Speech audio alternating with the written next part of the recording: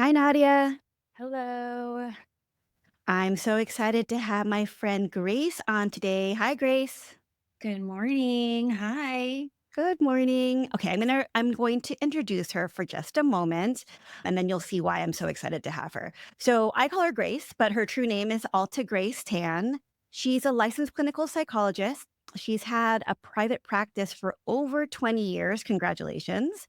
Currently offering virtual telehealth services specializing in anxiety, depression, mood disorders, family issues, young adult and geriatric issues. And she's a certified clinical anxiety treatment professional. Thank you so much for joining us today, Grace. Thank you for having me. I'm so honored. I paused on family issues because that is the topic of today. Nadia and I, had a conversation about 6 episodes ago or so regarding why can't we just talk like friends? And so as Nadia is transitioning to adulthood, she's in her 3rd year of college, she's lived away from the home, but I was thinking about it this morning how, like, adulthood is progressive, and she would hate to hear this, but she's, like, in the toddler portion of adulthood right now, where she's, like, trying to figure it out. She can walk, but, like, we all know us older adults think, "Oh, you're walking unsteady." She probably hates that analogy, but the reason I thought of it, we had all these questions prepared for you today, which I would love to get through, but we don't have tons of time. But the reason I thought about it was because, ironically, or rather quite appropriately, right before this conversation, about 20 minutes before we were recording, meeting with you, I still had to get ready. Like, I wasn't ready for the day. And I was like, "Well, I have 20 minutes to get ready." And then who calls me on FaceTime?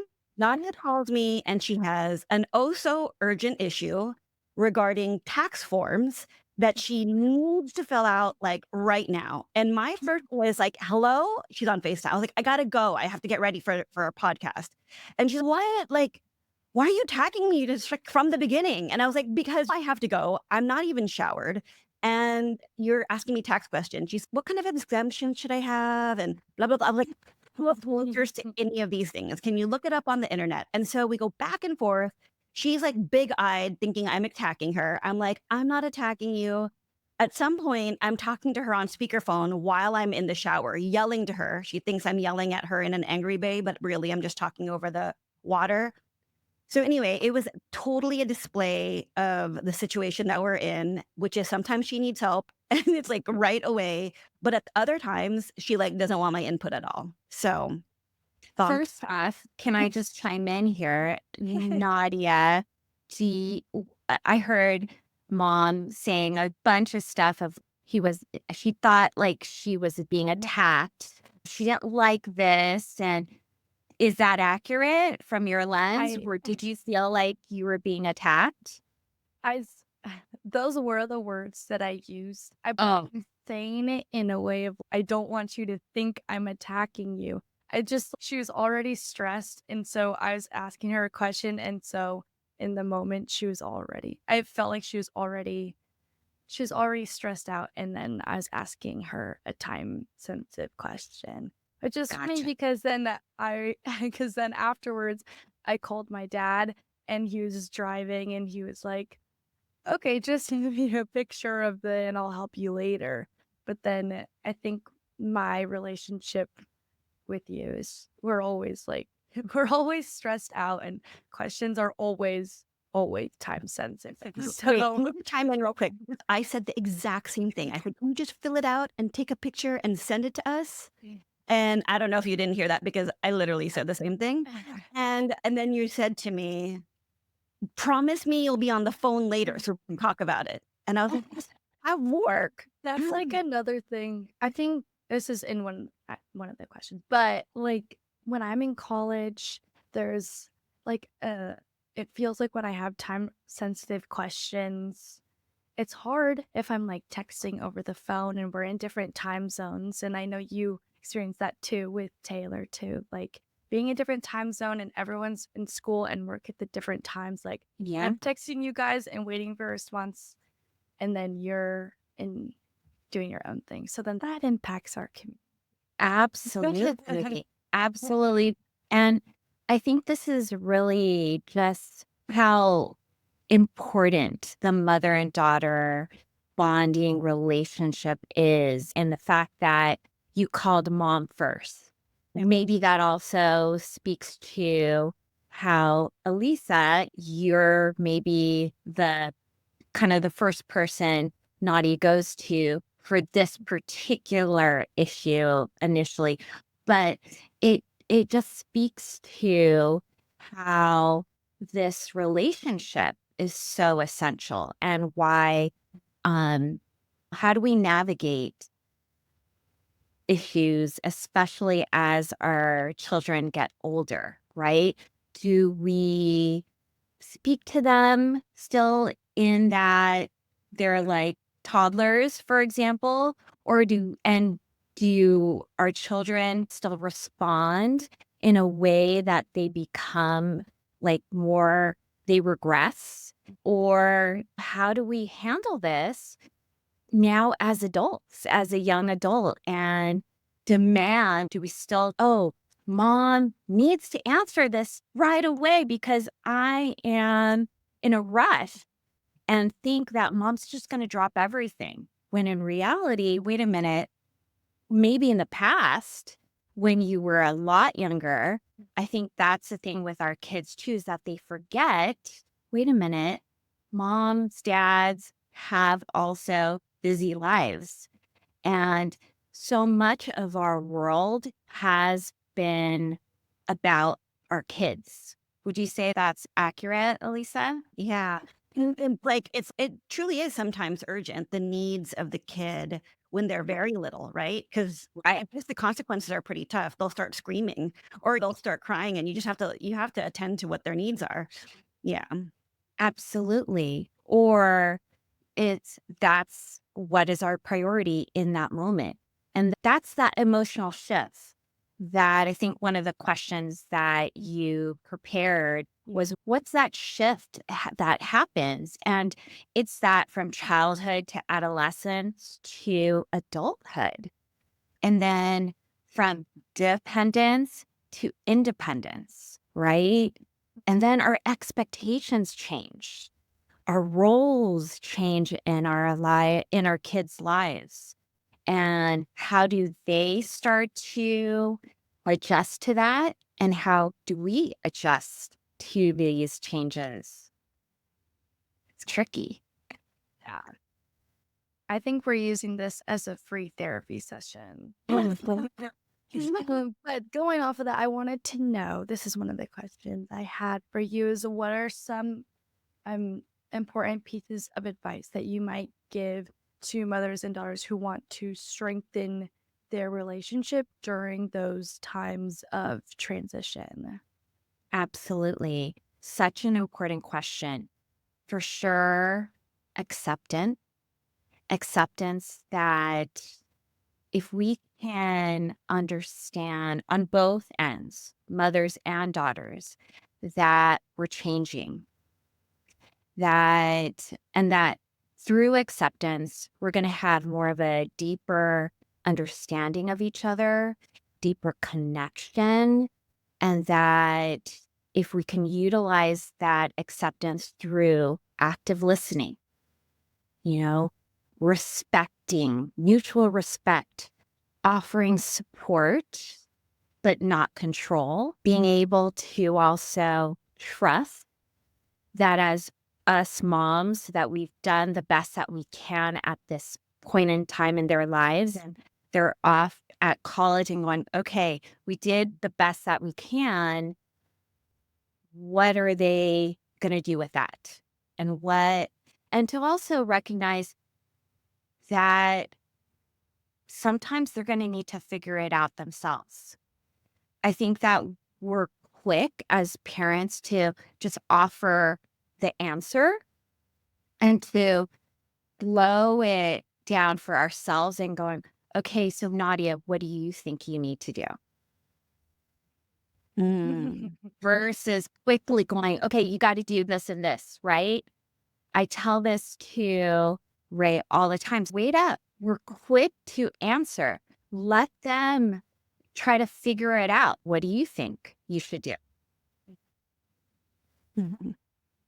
I feel like you've that you've used that before. It's hard. I think I'm just like I was a very dependent child, very dependent on your guys' advice growing up, and I've just been learning how to move away from that going into college, and I feel like I've improved for the better, but there are still some instances where I feel like it feels like the task that I'm doing is I need your advice on it, and I will only do what you guys think. Mhm. It's like I can use my own judgment and figure out a way and see then if it was the correct thing to do. But yeah, I agree. You being in Boston, so many miles away from your parents indicates that you also have trust in yourself, that you don't necessarily depend 100% on mom and dad. That's evidence right there that you have the capacity, you have the ability to do life. Maybe you're not going to necessarily know every single thing, and that's why you turn to mom and dad.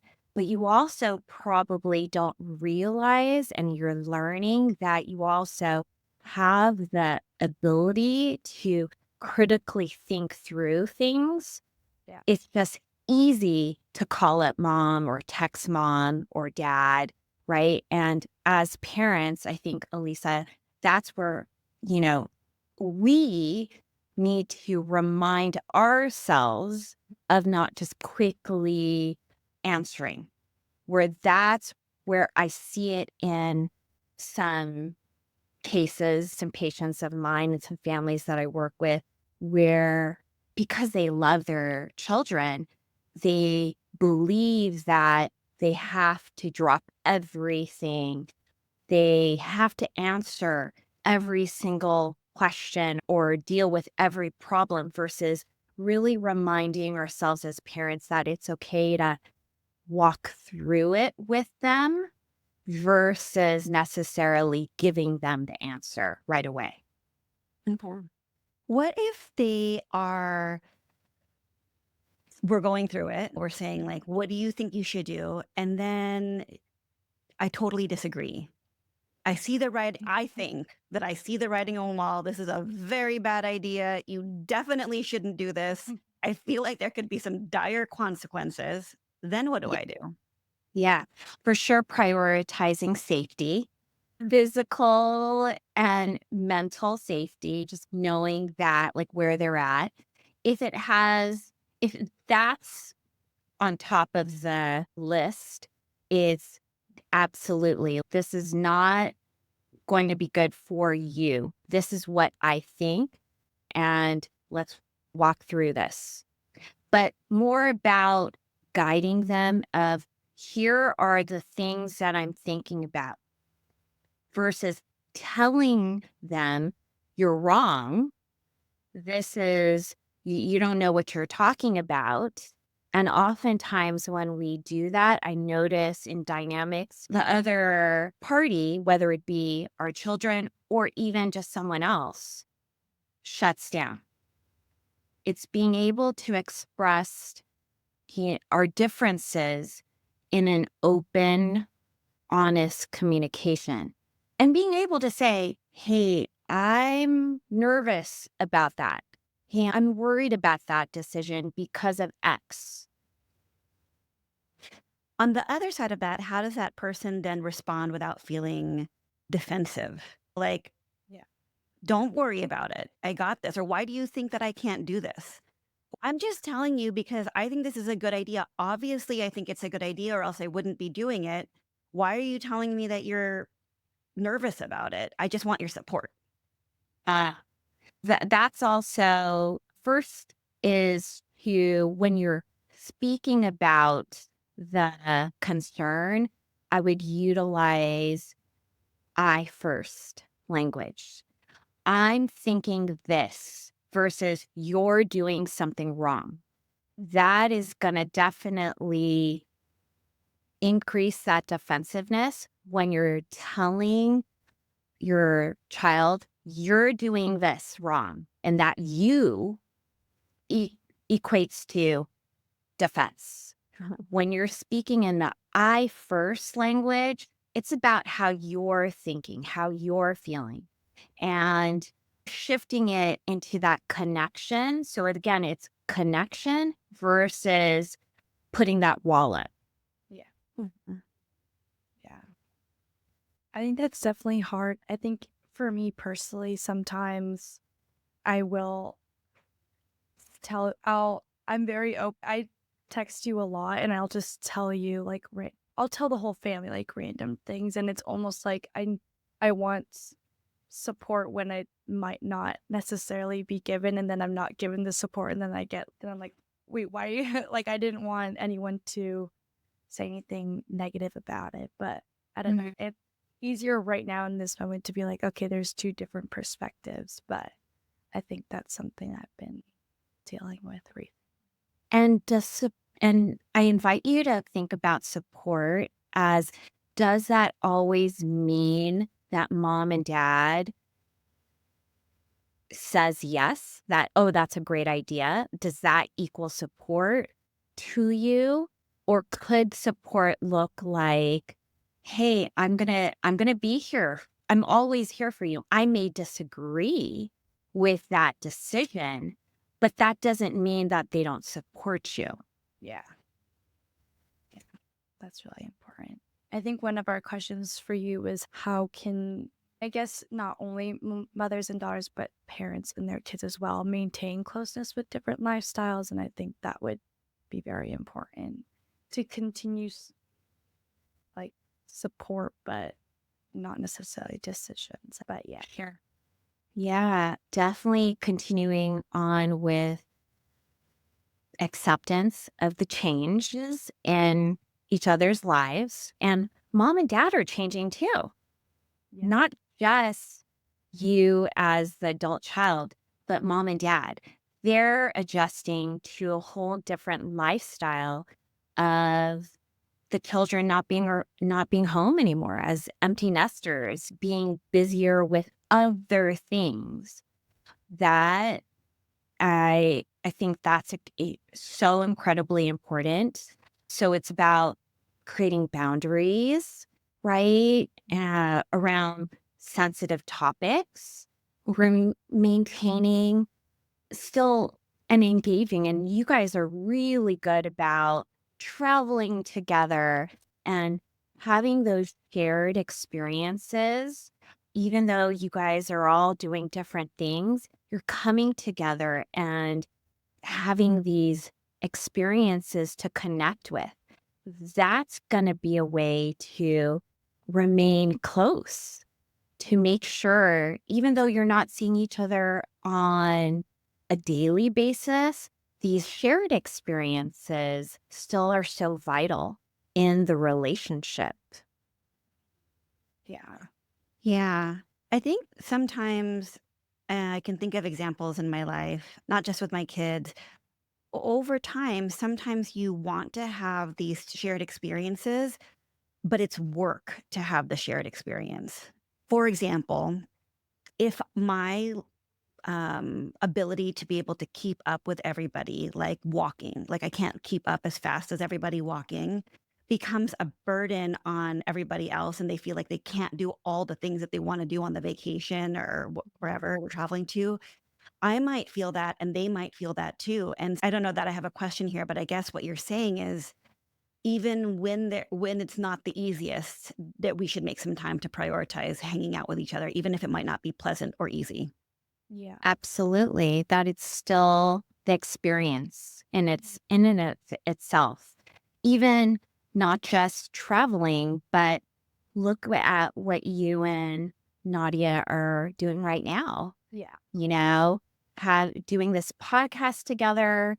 This is a shared experience that you are also profoundly changing the way that you and her connect with each other in the aspect of learning about each other, learning about other ways of doing things, this is a shared experience. You mean our very public first Yeah. family therapy On session? camera Yeah. every week.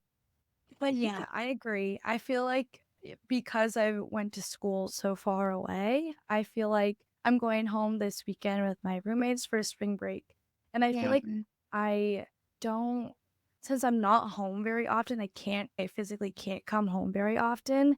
When I do go home, it's something I get really excited about. And I feel like I appreciate that time more, even though I might only be there to stay at home with the family. Like, I think the shared experiences for me personally have become more special now that I don't get like I don't get those experiences very often, like in person. So I Right. taking Yeah. don't take those for I want to share Taylor called us yesterday and we're like, what's up? And she FaceTimes us, right?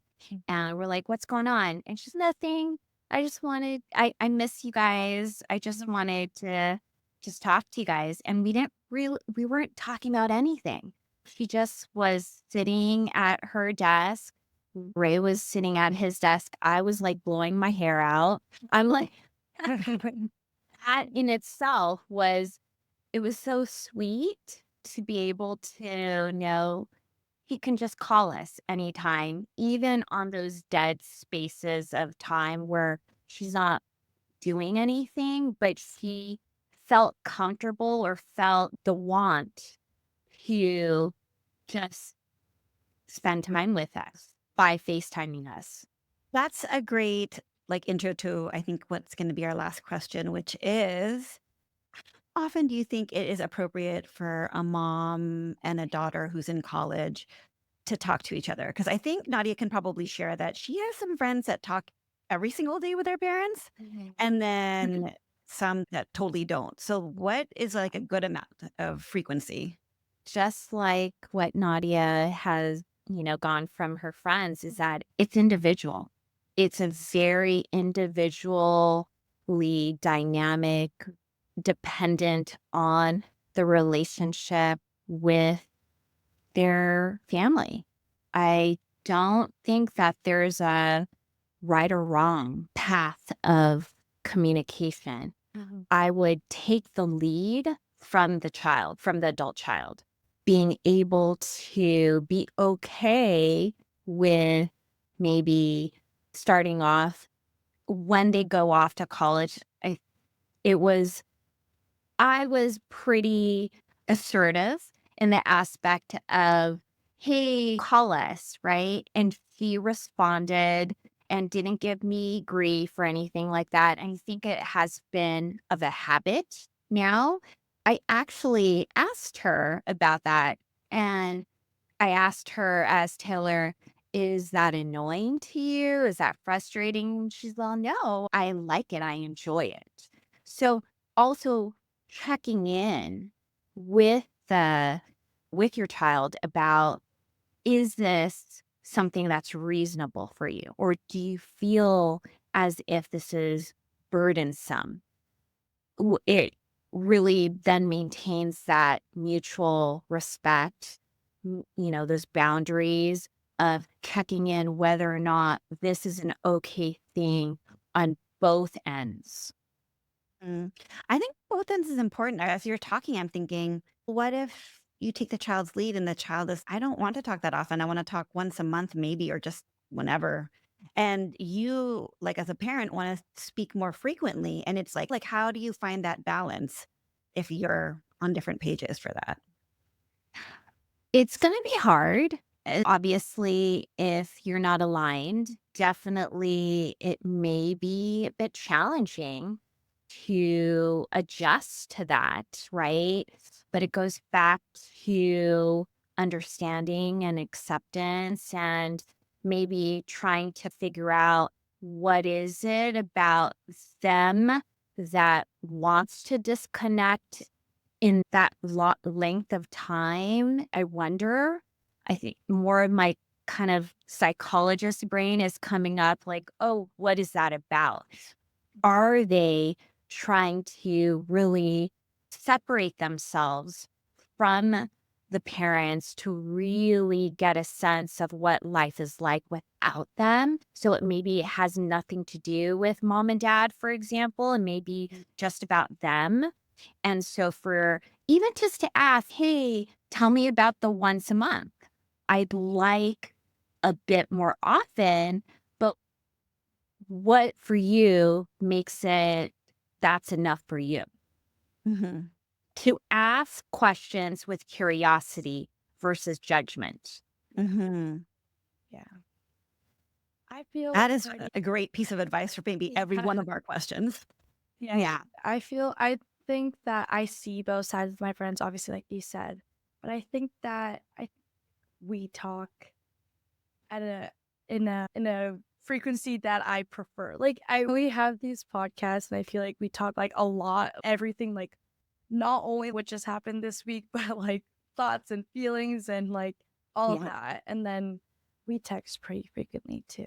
But I think also coming to college too has made me feel more inclined not just to FaceTime my parents, but also like talk to my sister and talk to friends from home and FaceTime them and catch up in that way. So it's definitely a changing habit.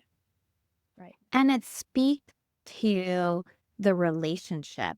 I feel really special in the aspect that, for example, Taylor wants to talk to us. Now, on the other side, for families that don't speak on a regular basis, it doesn't necessarily mean that they don't want to talk to their parents or that they don't love their parents. It may be, again, going back to really wanting to create that independence and not wanting to necessarily hear moms and dad um judgment, advice on a regular to separate themselves wholeheartedly.